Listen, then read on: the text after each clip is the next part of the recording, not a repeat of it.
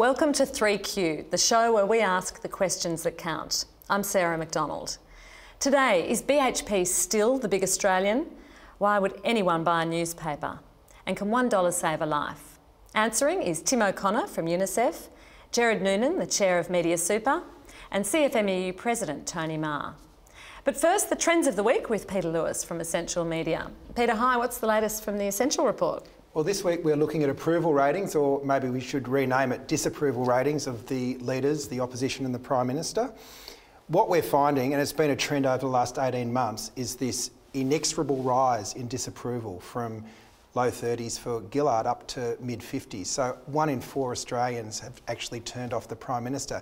Normally when that would happen, you'd expect that all the love would shift to the opposition leader. And what's been the interesting thing here is that while disapproval has been rising for the Prime Minister, exactly the same thing's been happening to Tony Abbott. So we've ended up with a point where we've never seen it before, 53% disapproving of each leader, which means the majority of Australians look at the choices they've got in politics at the moment and say, nah, it's not for me. So they're sort of tuning out. How does this work in Tony Abbott's favour if it's a total disengagement though? Well, you know, negative politics does drive the media agenda because it's around conflict. So, there's no doubt the Liberals are well ahead on two-party preferred. So in terms of a short-term political strategy, it is actually working for him. And he's got a whole lot of points of negative contact. You know, he's got the mining tax, he's got the debt, he's got the carbon tax that's still around. So there's a lot of things that he can go at, but he's almost locked in this negativity now, which is really hard to wean yourself off when it's still delivering for your party in the polls. It just seems to me, though, that it's a very weak support for the coalition because there's such a high disapproval rating of the leader. Do you think there's a bit of us revelling in that, though, this kind of, distrust and dislike? Well, Are we enjoying it too much? Well, it's easy to breed cynicism in politics, and, I think part of it is this 24-hour news cycle. The media outlets are struggling for audience, and so to get a spectacle that's based on a fight, it's much more compelling to watch a bit of biff than it is to watch a considered debate about the nation's future. I guess the challenge for the progressive side of politics, though, is that, progressive politicians thrive when there's a mood of optimism afoot in the community. And you look at when we've had effective Labor leaders, you look at the Whitlam era, you look at the Hawke-Keating era, and there was a general sense of optimism afoot. And we felt it a bit when Rudd came in, but it was very short-lived. I don't know if it was the GFC, it was obviously the change of the leader didn't help, but by the time we got to 2010, that optimism that there was this new era, that we could do great things as a nation, had sort of died away. And the problem is that, Conservatives thrive when people are scared and don't want government to do anything. Progressives thrive when we have got this sense of optimism. So, if you're Labor, the challenge is not just how do we beat Tony Abbott, but in a broader sense, how do we reinstill optimism? How do we bring the love back into politics? It's pretty hard to bring the love back in when there is such a level of dislike. So given that, what does Labor need? Does it need an overall policy, something like the Republic that can, which is obviously the wrong choice because we know how that fell apart last time with it being destroyed, but something that's sort of about a cohesive thing that makes us feel better about ourselves and the nation? Yeah. It's interesting to see how the Republic failed because it was really a really big target for negativity. It was just symbolism, it didn't mean anything. I think watching the way the National Disability Insurance Scheme debate is playing out is really instructive of what potentially is a different side of politics. And it's interesting, John Della Bosco, a seasoned Labor strategist, is running that campaign and has been at pains not to turn it into a partisan debate, but to keep the hurdles that both sides of politics need to jump over really low to keep everyone in the tent. Now, that's a particular issue, but that model of trying to push reform not by having a fight, but by bringing both sides of politics with you is something we haven't tried for quite a while.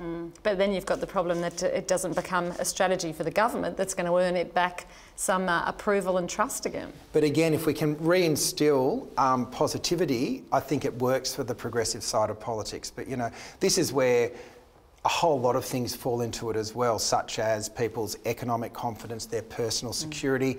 And, we are in uncertain times, so it's a really tough time to be in government, but it's even harder to be a progressive political party in government right now. Tony Mahar, what are the CFMEU members telling you? Well, your average worker is totally turned off by the circus in Canberra and the media obsession of it. And quite frankly, people are worried about the economy. In the mining towns, it's not all rosy. There's the big downside to the boom. And the high Aussie dollar is putting thousands of Australians out of work. They're the real challenges that people are focused on. It's the substance.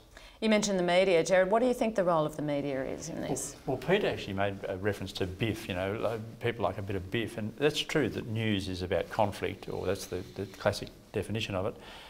But look, I do think there's a bit of a structural problem in the way that we cover news. There's so many people, reporters and journalists who operate out of Canberra, that it's got this unusual focus with people chasing around after each other, and in a sense, something that's relatively minor suddenly becomes major because you've got a large proportion of journalists actually trying to cover it, and the newspapers themselves and the television programs and radio programs giving more prominence to it than really deserves. Within shrinking resources, though, it's easy filler, isn't it? Politics. Yeah, really. You can fill pages and pages and pages of biff. Biff, kind of that's pretty easy to do, and then you can start to subdivide biff and you slice the salami, a lot, kind of.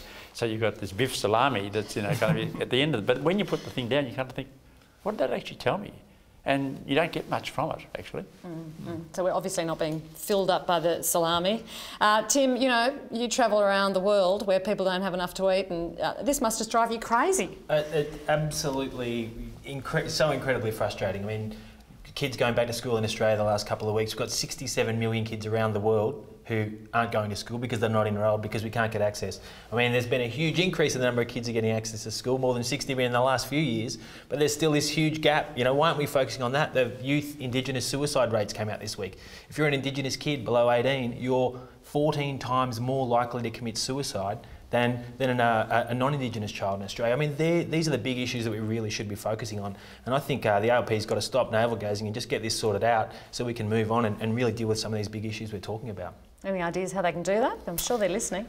Well, I think there's absolutely a lot of things we could be doing. I think the ALP needs to get its house in order, most definitely, and there needs to be a progressive agenda. I mean, things like the National Disability Insurance Scheme are a great step forward. The aid budget in the last couple of years has doubled. It's going to be $8 billion in a few years. We don't hear any stories in the media or really from our politicians about the real impacts we're making with aid. There are opportunities to start a positive narrative that is going to change the way we think about the world. No biff. Well, no biff, yeah. Less biff, perhaps. Less biff, more boof. More love, as Pete would say. What are the trends you're looking at next week? We're going to try to unwrap or untangle the knot that is the economic debate in Australia, Sarah. In what way? Well, there's an old adage that progressive parties can't win the economic debate unless they frame it in a particular way. And we've got an old Washington pollster, Vic Fingerhut, who's given us a few clues. So we'll put his theories to the test next week. All right, well, we're keen to know what you think as well. Are you enjoying the real detesting of our leaders that seems to be going on? Or is it all their fault, or perhaps the media's? Any thoughts? You can go to the Essential Vision website or use the 3Q hashtag on Twitter. This is 3Q.